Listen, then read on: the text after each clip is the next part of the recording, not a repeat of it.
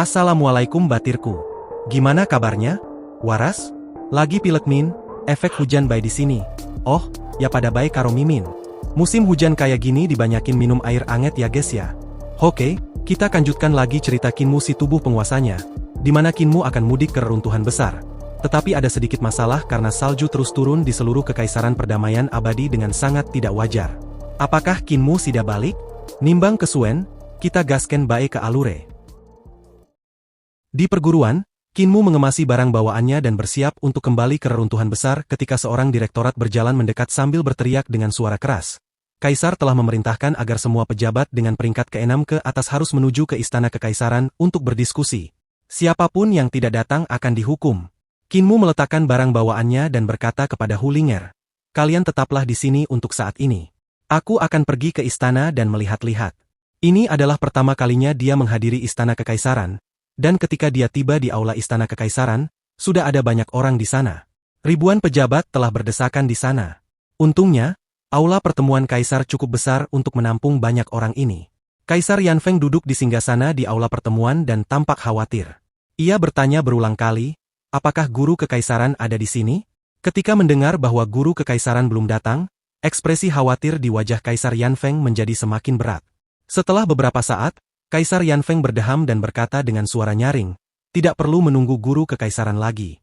Para menteriku yang terhormat, sudah lebih dari 10 hari sejak terakhir kali kalian melihat matahari. Benar kan? Aku juga tidak melihat matahari selama lebih dari 10 hari dan bukan hanya aku. Seluruh kekaisaran perdamaian abadi juga tidak melihat matahari selama lebih dari 10 hari. Aku menerima peringatan dari para pejabat di seluruh dunia bahwa salju turun di mana-mana. Dari gurun utara hingga langit selatan, dari pulau matahari terbit di timur hingga jalur perairan rahasia di barat, banyak sekali salju turun, yang berlangsung selama 6 hingga 7 hari. Sang kaisar berdiri dari singgasana naga dan menunjuk ke atas dengan jarinya yang gemetar. Awan telah menutupi seluruh wilayah kekaisaran perdamaian abadi kita. Ketika dia mengatakannya, aula mulai ramai dengan diskusi. Hampir mustahil sesuatu seperti awan tunggal yang menutupi seluruh kekaisaran perdamaian abadi terjadi, namun itu terjadi. Kekaisaran perdamaian abadi memiliki wilayah yang luas, membentang 90.000 mil dari timur ke barat dan 80.000 mil dari utara ke selatan. Sekarang seluruh wilayah tertutup salju dan bahkan selama 6-7 hari berturut-turut, itu adalah sesuatu yang seharusnya mustahil. Para praktisi seni ilahi memiliki kemampuan untuk memanggil angin dan hujan, tetapi mereka hanya dapat membuat hujan turun dan angin bertiup di area yang kecil. Mereka tidak akan pernah dapat mengendalikan jenis mantra yang dapat meliputi seluruh kekaisaran perdamaian abadi. Namun, ini bukan bencana alam. Salju jarang turun di selatan Sungai Emas, sementara di selatan Sungai Surging, hujan atau cuaca dingin bahkan lebih mustahil terjadi. Selain itu, di Sungai Li, keempat musimnya seperti musim panas, jadi tidak mungkin turun salju di sana. Jika itu belum cukup, salju turun di seluruh kekaisaran pada saat yang sama. Kaisar Yanfeng terbatuk dan menenangkan semua menteri. Menteri pertanian, mungkin ada banyak menteri yang tidak mengerti betapa menakutkannya salju ini. Anda bisa menjelaskannya kepada mereka. Seorang menteri tua keluar dari barisan. Ia adalah menteri pertanian Istana Kekaisaran Perdamaian Abadi, dan mengelola pertanian seluruh kekaisaran. Ia membungkuk dan berkata, "Yang mulia, para menteri, bencana salju ini tidak memengaruhi panen tahun depan bagi desa-desa di utara karena mereka terbiasa bertahan melewati musim dingin dan telah membuat persiapan. Titik krusialnya adalah selatan. Setelah salju tebal ini, desa-desa di selatan kemungkinan besar akan membeku bersih. Ketika tahun depan tiba, kemungkinan besar selatan tidak akan panen sama sekali." Menteri Pendapatan langsung bertanya, "Menteri Pertanian, yang Anda maksud selatan?" "Segala sesuatu di selatan Sungai Emas." Semua menteri menarik napas dingin. Bahkan Kinmu pun ikut terkejut. Dia juga memiliki peta geografis kekaisaran perdamaian abadi. Sungai Emas berasal dari reruntuhan besar dan membentang ke timur sejauh puluhan ribu mil sebelum memasuki lautan. Tanah di sebelah selatan Sungai Emas adalah 2/3 dari tanah milik kekaisaran perdamaian abadi. Ini berarti 2/3 tanah kekaisaran tidak akan menghasilkan panen. Yang mulia, saya rasa kita harus menyalurkan ransum dan makanan ternak dari semua tempat ke selatan. Bersiap untuk mengirim bantuan. Hamba agung melangkah keluar dari barisan dan membungkuk. Selatan baru saja mengalami perang, jadi masih banyak daerah yang membutuhkan bantuan. Saya khawatir ransum di sana sudah habis, jadi mohon Yang Mulia menyalurkan ransum dari utara untuk menyelamatkan orang-orang itu dari bencana. Menteri Pertanian mendesah. Sampai sekarang, kita tidak bisa menyalurkan apapun. Para bangsawan mungkin tidak tahu, tetapi perang telah menghabiskan jatah makanan dan sebagian besarnya hilang di mana-mana. Jika kita menyalurkan jatah makanan ke selatan sekarang, jatah makanan itu hanya akan dimakan oleh orang-orang yang kelaparan. Setelah jatah makanan ini habis, kita bahkan tidak akan punya biji-bijian untuk ditanam lagi, dan tidak akan ada yang bisa dimakan saat musim gugur tiba. Hamba Agung, jika orang-orang yang kelaparan tidak punya apa-apa untuk dimakan, mereka akan mulai memakan manusia. Apakah kita harus membiarkan orang-orang di selatan kelaparan? Menteri Pertanian berkata, perbekalan harus diangkut ke selatan, tetapi kita harus menyediakannya dalam jumlah terbatas. Kita perlu memberi mereka secukupnya untuk bertahan hidup. Sebenarnya ada beberapa lumbung padi di selatan, tetapi semuanya milik keluarga dan tuan tanah yang berpengaruh. Jika kita ingin menyentuh perbekalan mereka, saya khawatir mereka akan menghasut para korban bencana untuk memberontak. Selain wilayah selatan, ada bencana besar lain yang mengancam kita. Wilayah utara biasanya dingin selama musim dingin, tetapi tahun ini bahkan lebih dingin. Berjalan melalui beberapa daerah di wilayah utara, saya melihat petani menebang pohon untuk dibakar demi kehangatan.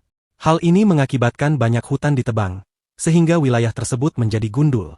Bagi wilayah utara, yang dapat menahan dingin hingga terpaksa menebang pohon demi kehangatan, Anda dapat membayangkan situasi saat ini di wilayah selatan.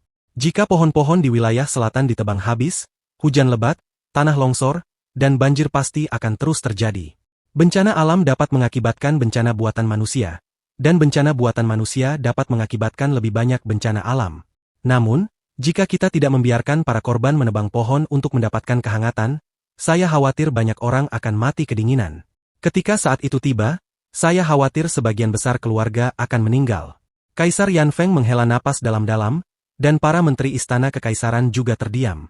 Suasana begitu sunyi. Jika mereka tidak menebang pohon untuk dibakar, para petani akan mati beku. Namun jika mereka menebang pohon, akan ada lebih banyak bencana. Bencana salju telah membuat kekaisaran besar seperti Kekaisaran Perdamaian Abadi tenggelam dalam situasi yang membuat mereka harus membuat pilihan sulit. Menteri Pertanian melanjutkan, yang terpenting adalah kita tidak tahu berapa lama awan ini akan bertahan. Jika awan suram ini menghilang dalam beberapa hari, kita dapat meminimalkan kerusakan seminimal mungkin. Namun jika tidak, kekaisaran akan berada dalam bahaya. Kaisar Yanfeng bersandar, tampak tak berdaya. Sekarang, para menteri terkasih, apakah kalian mengerti betapa berbahayanya situasi ini bukan? Akhir-akhir ini, beberapa pemberontak memberontak, tetapi saya tetap tidak khawatir dan tidak memedulikannya. Saya tahu tidak akan ada hasil dari apa yang mereka lakukan, dan mereka akan dibasmi oleh guru kekaisaran dan para menteri terkasih. Namun, bencana salju dan awan ini akan menghancurkan nasib perdamaian abadi kita. Para menteri terkasih, apakah kalian punya cara untuk menyelesaikan ini? Semua menteri sipil dan militer terdiam. Bahkan dengan kemampuan mereka yang luar biasa, mereka tidak dapat menerbangkan awan atau mencairkan salju. Kaisar Yanfeng menatap para menterinya dan merasa marah serta cemas dalam hatinya. Salju, awan tunggal, apakah mereka akan menghancurkan kekaisaran ini, menghancurkan usaha mereka selama ratusan tahun? Seorang pejabat sipil berkata, saya pikir ini karena reformasi guru kekaisaran telah membuat marah surga. Kaisar Yanfeng menjadi marah. Seret dia keluar dan bunuh dia. Pejabat sipil itu segera berlutut dan berteriak sekuat tenaga, Yang mulia, langit memiliki hukum langitnya sendiri, dan reformasi guru kekaisaran akan mengubah hukum langit, jadi langit murka. Orang-orang akan menderita karena kemarahan langit, tidak dapat berbuat apa-apa, Yang mulia. Prajurit. Kaisar Yanfeng geram. Bencana sedang menimpa kekaisaran kita dan kalian masih saja berhasrat menipu orang-orang dengan kebohongan. Jika dia tidak dieksekusi sekarang, apakah aku harus melakukannya sendiri? Para pengawal di dalam aula pertemuan kaisar menyeret pejabat sipil itu pergi. Tangisan pria itu perlahan menjauh. Kaisar Yanfeng mondar-mandir dengan cemas, menahan amarahnya. Saya ingin menteri yang mampu bekerja dan bukan boneka yang tidak berguna yang hanya tahu cara memfitnah. Reformasi ini adalah yang saya inginkan dan bukan yang diinginkan oleh guru kekaisaran. Jika surga marah, maka ia harus marah kepada saya dan membuat saya menderita. Guru kekaisaran adalah menteri yang cakap. Belum lagi 500 tahun, bahkan jarang menemukan seseorang seperti dia dalam 1 hingga 2000 tahun. Kalian semua harus memikirkan solusi untuk saya. Jika kalian tidak dapat memikirkan apapun, tidak perlu bagi kalian untuk pulang dan tidak perlu bagi kalian untuk merayakan tahun baru. Yang mulia, mengapa tidak menyimpan awan itu? Tanya sebuah suara dari aula pertemuan. Karena Anda tidak bisa mengusirnya, mengapa tidak menyimpannya saja? Semua menteri menoleh ke arah pembicara, dan tatapan Kaisar Yanfeng juga tertuju padanya. Ide hebat apa yang dimiliki bangsawan istana, mengapa tidak membaginya dengan kita semua? Qin Mu berkata, saya pernah melihat harta karun seperti labu botol api di ketentaraan yang digunakan para prajurit untuk menyimpan api sejati mereka. Saat tiba saatnya bertempur, mereka akan melepaskan api yang tersimpan di dalamnya.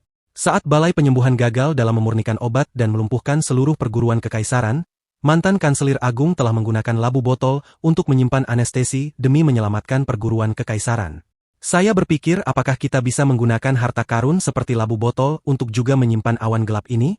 Kaisar Yanfeng memandang Jenderal Strategi Surgawi dan bertanya, Jenderal Qin, apakah menurutmu ini bisa berhasil? Jenderal Strategi Surgawi bermarga Qin dan bernama Jian. Ia adalah kepala para jenderal dan juga pemimpin sekte keluarga Qin yang berpengaruh di ibu kota.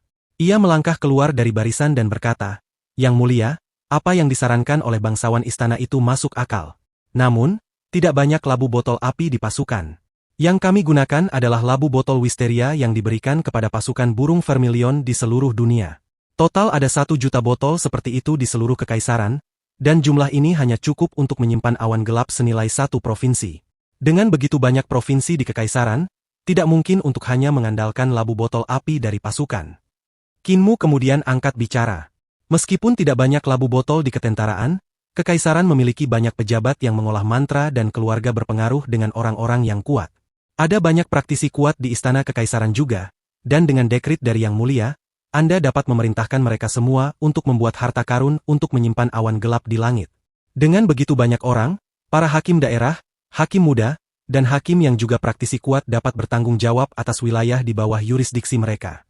Dengan para praktisi kuat dari ketentaraan yang membantu di setiap wilayah, kita dapat berharap untuk sebagian besar menyingkirkan awan gelap. Kaisar Yanfeng merenungkannya sejenak. Akan sulit untuk memobilisasi praktisi seni dewa dari seluruh kekaisaran untuk menyingkirkan awan itu. Ada beberapa praktisi seni dewa yang berkeliaran di dunia persilatan yang tidak mendengarkan perintah istana kekaisaran. Qin Mu berkata, oleh karena itu, kami membutuhkan Yang Mulia untuk melakukannya sendiri, dan menunjukkan contoh kepada seluruh dunia. Jika Yang Mulia meninggalkan ibu kota dan pergi ke setiap provinsi untuk menyimpan awan gelap, rakyat secara alami akan mengikutinya. Sebagian besar pejabat sipil dan militer saling berpandangan. Jika kaisar meninggalkan ibu kota untuk menyimpan awan gelap, sisa-sisa sekte mungkin akan memanfaatkan ini untuk membunuhnya, karena pemberontakan mereka baru saja dipadamkan. Guru kekaisaran pergi ke reruntuhan besar untuk bertempur dan disergap, yang mengakibatkan dia kembali dengan kegagalan. Jika kaisar meninggalkan ibu kota, dia pasti harus menghadapi berbagai macam upaya pembunuhan. Tepat saat semua orang hendak mengatakan sesuatu, mata Kaisar Yanfeng berbinar dan dia tersenyum. Benar. Menteri Qin, apakah Anda punya ide lain untuk menangani bencana salju ini? Bencana salju sudah terjadi, dan saya tidak berdaya untuk berbuat apapun. Qin Mu berkata, saya pernah mendengar sebuah kalimat. Jalan seorang suci tidak berbeda dengan jalan orang biasa. Dengan begitu banyak praktisi seni dewa di dunia, jika matahari terbit dan mencairkan salju, Anda dapat meminta praktisi seni dewa ini secara pribadi turun untuk membantu membersihkan desa-desa yang membeku. Mereka dapat membantu menanam padi lagi, dan bahkan mungkin ada panen tahun depan. Jika tidak ada angin, kita dapat mengundang praktisi seni dewa untuk mengirimkan angin. Jika gulma tumbuh, undang praktisi seni dewa untuk mencabut gulma tersebut. Jika ada kerusakan akibat serangga, undang praktisi seni dewa untuk mencabut serangga tersebut. Jika ada kerusakan akibat embun beku, undang praktisi seni dewa untuk menggunakan api untuk menyingkirkan embun beku. Yang Mulia, ini adalah kata-kata iblis. Seorang pejabat sipil melangkah keluar dari barisan sambil gemetar karena marah. Yang Mulia, apa yang dikatakan oleh bangsawan istana adalah kata-kata iblis. Ini akan merusak negara dan menyakiti rakyat. Dia harus dieksekusi di tempat. Kaisar Yanfeng tersenyum. Kalimatnya sangat tepat. Jadi mengapa itu adalah kata-kata iblis? Itu bukanlah kata-kata yang akan merusak negara dan menyakiti rakyat. Tetapi sebaliknya, itu adalah kata-kata baik yang akan menyembuhkan negara dan menyelamatkan rakyat. Jabatanmu dicabut, pulanglah dan renungkan dirimu sendiri. Menteri Qin, strategi bagus apa lagi yang kamu punya? Qin Mu merenung dan berkata, Yang Mulia juga dapat meminta Menteri Pengawasan Langit mengawasi cuaca di seluruh wilayah. Selama tahun-tahun banjir, kita dapat menyimpan air hujan ke dalam harta karun spiritual seperti labu botol. Selama tahun-tahun badai, kita dapat menyimpan angin di dalam harta karun spiritual. Kita dapat menyimpan tornado, hujan es, petir, semuanya untuk penggunaan kita sendiri. Jika kita menghadapi tahun-tahun kekeringan, kita dapat melepaskan hujan, dan jika kita berperang dengan negara lain, kita dapat melepaskan hujan es, salju, petir, dan tornado. Dengan cara ini, kita dapat mengatasi cuaca kita sendiri dan menyerang negara-negara musuh. Bencana salju tadi hampir menghancurkan kekaisaran yang begitu agung seperti perdamaian abadi, jadi jika seni ilahi meteorologi semacam ini digunakan pada negara musuh, negara mana yang akan mampu menahannya? Yang mulia, mengendalikan meteorologi berarti menentang hukum surgawi. Ini adalah kata-kata iblis. Seorang pejabat sipil lainnya melangkah keluar dari barisan dan bersujud berulang kali, hingga kepalanya berdarah. Ini adalah kata-kata iblis sejati dan benar-benar akan menghancurkan kekaisaran kita. Yang mulia, mohon cepat bunuh iblis dari jalur iblis ini. Kau dicopot dari jabatanmu. Kaisar Yanfeng melambaikan tangannya dan tersenyum. Jika kau tidak punya ide, jangan omong kosong dan memfitnah bangsawan istana. Apa gunanya aku memberimu gaji tinggi setiap bulan? Awan salju inilah yang menghancurkan kekaisaran kita. Para prajurit, seret dia keluar. Bangsawan istana, bicara itu mudah, bertindak itu sulit. Kau harus ikut aku untuk membantu bencana. Kinmu ragu-ragu sejenak dan berkata dengan malu, saya masih harus pulang untuk merayakan tahun baru. Saya dapat merekomendasikan beberapa orang yang dapat membantu yang mulia. Kaisar Yanfeng tertawa terbahak-bahak dan merasakan awan gelap yang menyelimuti hatinya telah sirna. Ia melambaikan tangannya. Disetujui. Tidak apa-apa, aku sedang membutuhkan orang sekarang dan jika orang yang kau rekomendasikan benar-benar berguna, aku tidak akan meninggalkanmu dengan kekurangan. Hati Adipati Wei sedikit bergetar. Sekte iblis surgawi akan memasuki istana kekaisaran. Ngomong-ngomong, aku sekarang adalah Raja Surgawi dari Sekte Iblis Surgawi dan telah lama memasuki istana kekaisaran. Pemimpin sekte muda ini benar-benar tahu cara menarik hati. Karena guru kekaisaran tidak berada di istana kekaisaran akhir-akhir ini, dia mengambil kesempatan untuk menempatkan orang-orangnya. Jika guru kekaisaran menjauh selama beberapa tahun, aku khawatir bahkan kaisar akan menjadi bagian dari Sekte Iblis Surgawi. Kemana tepatnya guru kekaisaran pergi? Dia melakukan perjalanan panjang bersama istrinya dan bahkan tidak repot-repot kembali ketika hal besar seperti ini terjadi. Awan ini cukup besar tetapi tidak cukup besar. Awan dan salju di kekaisaran perdamaian abadi ini lebih seperti peringatan. Di sebelah barat, di Gunung Meru yang megah, biara petir besar yang berpuncak emas berdiri tegak. Biara itu terletak di atas lapisan awan, dan Rulai Tua memandang ke arah wilayah kekaisaran perdamaian abadi.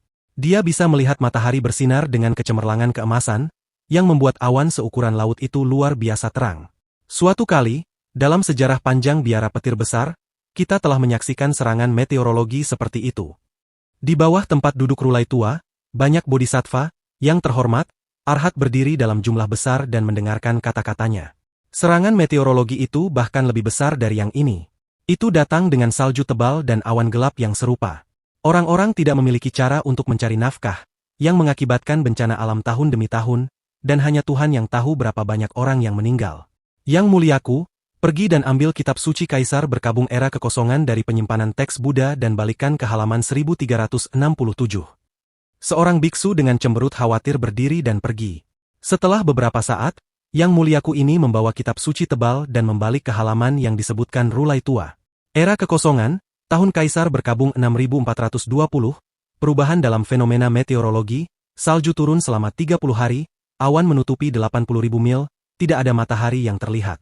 Orang-orang yang kelaparan ada di mana-mana, bandit muncul di semua tempat, dan Kaisar Berkabung memerintahkan para dewa dan Raja Naga untuk menyingkirkan mereka.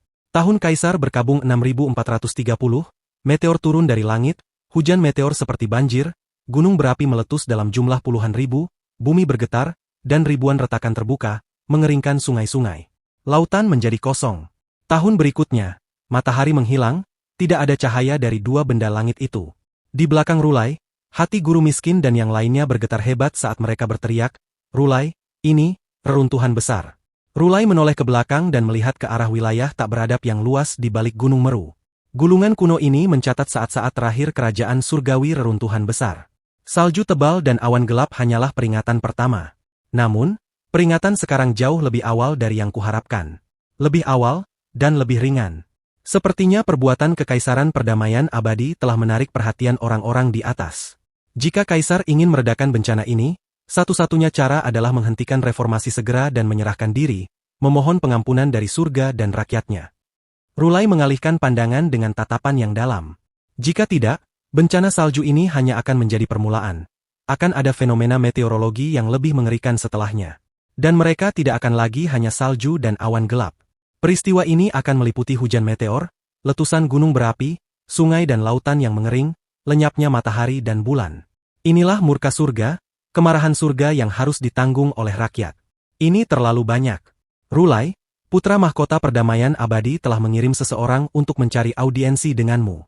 Rulai sedikit tertegun, lalu dia tersenyum. Yang mulia masih datang untuk menemuiku. Undang dia maju. Sesuai perintahmu. Rulai tersenyum pada para biksu yang mengelilinginya dan berkata, Yang mulia sangat luar biasa, dan dia bahkan mungkin penyelamat dunia. Kaisar mungkin dengan keras kepala berpegang teguh pada jalannya, tetapi putra mahkota tidak sama. Utusannya seharusnya layak untuk ditemui. Gunung Kunlun kekosongan giok milik Dao Sekte disebut surga kekosongan giok, dan seperti dunia tersendiri. 4 musim di gunung itu seperti musim semi dan tampak seperti tanah suci bagi para abadi. Itu tidak kalah dengan Gunung Meru. Awan yang menutupi perdamaian abadi adalah peringatan yang serius namun tidak terlalu berbahaya. Itu jauh lebih sepele dibandingkan dengan penghancuran reruntuhan besar, kata Master Dao tua kepada para Taois dari Sekte Dao. Sekte kita menentang reformasi kekaisaran perdamaian abadi bukan untuk keuntungan pribadi kita, tetapi untuk Dao. Reformasi itu merusak terlalu banyak aturan dan terlalu banyak prinsip, jadi itu ditakdirkan untuk gagal. Sayang sekali pengetahuan guru kekaisaran terlalu dangkal, dan dia tidak memahami teror besar yang akan turun. Tatapannya dalam, tetapi dia memiliki aura ketenangan saat dia berkata perlahan. Saat itu, ketika guru kekaisaran masih muda, dia datang ke Sekte Dao untuk menemuiku. Aku dapat melihat bahwa dia luar biasa dan memiliki harapan yang tinggi padanya. Jadi aku mengizinkannya untuk menelusuri kitab suci warisan Sekte Dao kita, berharap dia akan sukses di masa depan. Adapun bias sektarian, itu terlempar ke belakang kepalaku. Untuk bakat seperti itu, aku tentu saja harus membuang bias sektarian dan melatihnya sebaik mungkin. Ketika dia menjadi guru besar kekaisaran, harapanku berubah menjadi kekecewaan. Mengapa? Itu karena Dao meniru alam. Sebagian besar ahli dari Sekte Dao duduk dan mendengarkan dengan tenang. Dao meniru alam, jadi kami para Taois dapat memanggil angin dan hujan, tetapi kami tidak dapat mengubah angin dan hujan, kami juga tidak dapat mengubah alam dan Dao yang agung. Sebenarnya aku tidak memiliki prasangka buruk terhadap Sekte Iblis Surgawi, sebaliknya, aku masih mengagumi beberapa perbuatannya. Namun, jalan kita berbeda. Mengapa begitu? Master Dao menggelengkan kepalanya. Dao berasal dari alam, tetapi Sekte Iblis Surgawi ingin menggunakan Dao untuk mengubah alam. Inilah perbedaan terbesar antara Sekte Dao kami dan Sekte Iblis Surgawi. Ini juga alasan mengapa Sekte Iblis Surgawi disebut sebagai Iblis. Sebagian besar Taois sedikit terguncang. Dan Yangzi berkata, aku telah mengamati para pengikut Sekte Iblis Surgawi menggunakan mantra untuk menggerakkan awan dan menyebarkan hujan. Selama musim kemarau, mereka akan membuat hujan turun dan mengumpulkan uang dari para petani. Ada beberapa orang yang menggunakan mantra pengeboran untuk membuat sumur, memecahkan masalah tidak adanya air minum. Ada juga orang yang akan menggunakan api sejati untuk melebur biji dan mengambil logam, untuk menempa peralatan pertanian untuk dijual. Bahkan ada beberapa pengikut Sekte Iblis yang mengumpulkan uang dari para petani, untuk memburu binatang iblis. Sekte Iblis Surgawi memang menentang kodrat yang menjadi asal mula Dao, mengubah kodrat. Guru Dao berkata, menggunakan jalan, keterampilan, dan seni ilahi untuk orang biasa berarti mengubah kodrat, menghancurkannya. Mengubah kodrat dan menghancurkan kodrat berarti mengubah Dao yang agung dan menghancurkan Dao yang agung. Ajaran Sekte Iblis Surgawi salah, jadi mereka hanya bisa bergerak ke jalan iblis. Ajaran mereka yang lain adalah bertindak lugas, mengikuti jalan kodrat. Ini berarti membiarkan keinginan seseorang menjadi liar dan melakukan apapun yang Anda inginkan. Jika ini bukan yang dilakukan iblis, lalu apa itu iblis? Dia menghela napas dan berkata, guru kekaisaran terlalu dipengaruhi oleh Sekte Iblis Surgawi, itulah sebabnya dia menggunakan ideologi Sekte Iblis Surgawi untuk menjalankan negara. Bencana yang dialami reruntuhan besar juga akan menimpa kekaisaran perdamaian abadi. Ini adalah hukuman dari surga, malapetaka yang dikirim oleh surga. Bagaimanapun juga, rakyat tidak bersalah. Dao Master melembutkan nadanya kemudian. Kalian semua harus turun gunung. Hukuman dari surga yang telah dijatuhkan oleh kaisar dan guru kekaisaran tidak akan ditanggung oleh rakyat. Pergi dan bantu rakyat jelata yang sedang dalam kesulitan dan selamatkan sebanyak mungkin orang. Ketika kalian menyelamatkan orang-orang selama perjalanan kalian, kalian juga dapat menemukan pemuda dengan fondasi yang baik dan terus menambah lebih banyak keturunan ke Sekte Dao kita. Sesuai perintahmu. Semua ahli dari sekte Dao turun gunung. Dao Master menatap awan di atas kekaisaran perdamaian abadi dan menghela napas. Ini seharusnya tidak ditanggung oleh rakyat. Jika guru kekaisaran dan kaisar masih dengan keras kepala terus melakukan hal-hal dengan cara yang salah, sekte Daoku tidak punya pilihan selain memasuki dunia sekuler. Qinmu menghubungi pelindung kiri dan kanan dan menyampaikan dekritnya. Kalian harus membantu kaisar dalam mengirimkan bantuan bencana dan menyimpan awan gelap di langit. Kalian dapat mengirim murid-murid kami ke selatan untuk membantu menyingkirkan tanaman beku dan menanamnya kembali. Banyak orang akan mati dalam bencana salju ini, jadi lakukan yang terbaik dan selamatkan orang sebanyak mungkin. Pastikan juga bahwa murid-murid kita tetap berhati-hati, karena pasti akan ada kerusuhan dengan bencana seperti itu.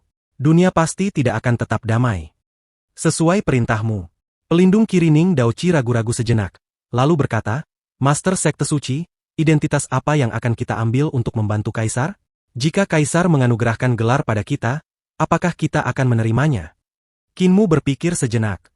Bantu kaisar dengan identitas kalian sendiri dan dengan kekuatan Sekte Suci. Jika kaisar menganugerahkan gelar kepadamu, terima saja.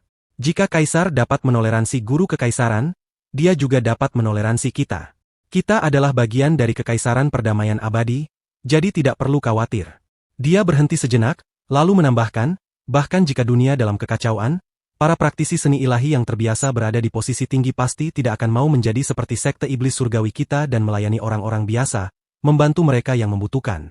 Guru kekaisaran pernah berkata bahwa dia membunuh sekelompok pembangkang, tetapi dia tetap tidak dapat membunuh mereka semua. Setelah membunuh satu kelompok, akan ada kelompok lain. Saya pikir dia bercanda, tetapi sepertinya itu benar. Qinmu mengangkat kepalanya dan melihat awan gelap di langit dan berkata dengan senyum yang sebenarnya bukan senyum, salju dan awan gelap ini telah menciptakan bencana yang dapat menghancurkan negara, tetapi mereka masih memikirkan apa yang seperti iblis dan apa yang tidak. Tidak sekalipun mereka berpikir untuk membantu orang-orang. Mereka mungkin terlalu terbiasa menjadi orang penting dan menganggap bahwa membantu rakyat jelata adalah penghinaan bagi mereka, jadi itulah jalan iblis. Dia menggelengkan kepalanya. Orang-orang seperti ini jumlahnya tidak sedikit, dan mungkin ada banyak di antara mereka yang akan mengambil kesempatan ini untuk memberontak atau bahkan menargetkan sekte orang suci surgawi kita. Kalian berdua harus berhati-hati. Pemimpin sekte, jangan khawatir. Sekte kita tidak memiliki reputasi yang tidak pantas karena berdiri tegak sampai sekarang, tidak runtuh di bawah apa yang disebut jalan ortodoks. Kedua penjaga itu membungkuk dan pergi. Qinmu menenangkan diri dan mengangkat kepalanya untuk melihat awan gelap di atas kekaisaran perdamaian abadi sebelum menggelengkan kepalanya dan kembali ke perguruan kekaisaran. Hu Linger, Naga Kilin, dan Raja Iblis Dutian sudah menunggu di kapal.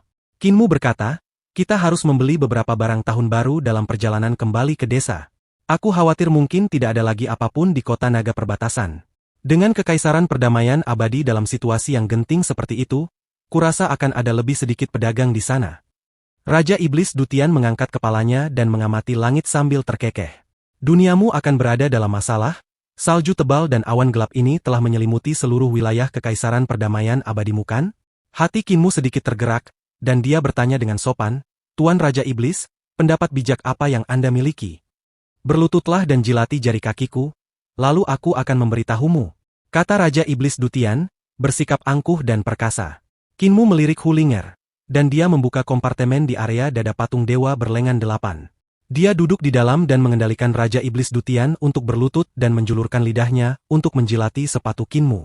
Raja Iblis Dutian segera berteriak, iblis bisa dibunuh tetapi tidak bisa dipermalukan. Berhenti, berhenti. Aku akan mengatakannya, aku akan mengatakannya. Qinmu mengangkat tangannya. Hu Linger melonggarkan kendalinya, dan Raja Iblis Dutian segera melompat. Dia meludah 2 kali dan tidak lagi berani bersikap kurang ajar.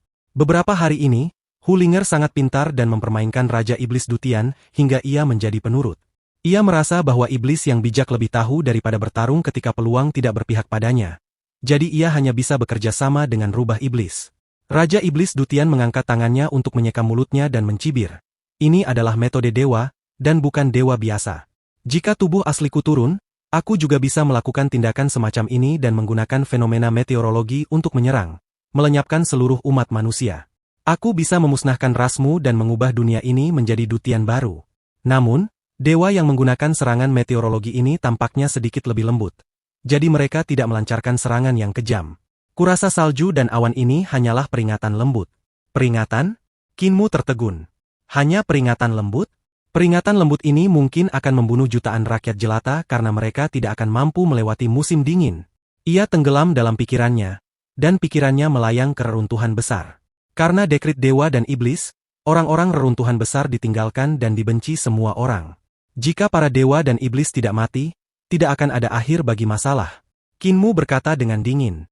Guru kekaisaran berdiri di atas awan yang tinggi di langit sambil melihat awan yang sangat luas di atas kekaisaran perdamaian abadi dan mendesah sedih.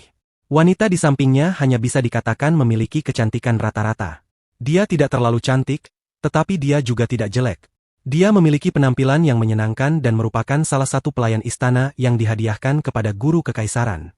Di antara banyak dari mereka, dialah satu-satunya yang menjadi istrinya. Pikiran wanita ini sangat tajam saat dia bertanya, "Suami tidak kembali kali ini, apakah itu karena kamu merasa bahwa kaisar dapat menyelesaikan bencana alam ini? Bahkan jika kaisar tidak dapat menyelesaikannya, akan ada orang yang akan menyelesaikannya untuknya, tidak perlu bagiku untuk kembali." Guru kekaisaran tersenyum. "Mari kita pergi ke ibu kota Giok kecil di langit." Ibu kota Giok kecil di langit? Istri guru kekaisaran menatap ke langit. Nama itu sangat indah. Ibu kota Giok, ibu kota yang terbuat dari batu giok, kota tempat tinggal para dewa. Tidak ada bau asap atau api serta tidak ada atmosfer dunia fana. Suatu ketika, pengembara Zen keluar dari ibu kota Giok kecil yang misterius ini untuk menghentikanku. Tetapi sangat disayangkan dia gagal. Tatapan mata guru kekaisaran masih menyimpan beberapa pertanyaan yang belum terjawab. Sebelum dia meninggal, dia mengatakan kepadaku bahwa aku harus pergi ke ibu kota Giok kecil, dan bahwa akan ada hal-hal di sana yang mungkin dapat mengubah pikiranku. Dan sekarang, aku di sini. Di hadapan mereka, tampak samar-samar surga indah yang seolah berasal dari negeri dongeng dalam kabut. Segitu dulu untuk episode kali ini. Kita lanjut di next episode ya. Matur suwun.